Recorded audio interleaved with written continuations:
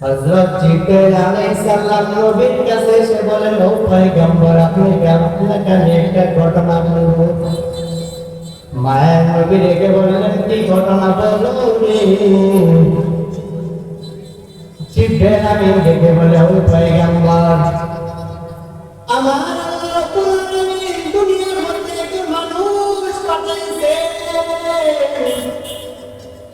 ওই মানুষটাকে আমার আল্লাহ রাব্বুল আলামিন এত সম্মান দিয়েছেন, দুনিয়ার মধ্যে দুই পাশে সমুদ্র, মাঝখানে একটা পাহাড়, পাহাড়ের মাঝখানে একটা গুহা। ওই বান্দা এই গুহার মধ্যে আল্লাহর গোলামি করে। আমার আল্লাহ রাব্বুল আলামিন এই বান্দার জন্য দুই পাশে সমুদ্রের পানি, লবণাক্ত পানি, আমার আল্লাহ রাব্বুল আলামিন ওই বান্দার জন্য ওই গুহার মধ্যে এক আঙ্গুল পরিমাণ ছিদ্র করিয়া মিষ্টি পানির ব্যবস্থা করে দিয়েছে।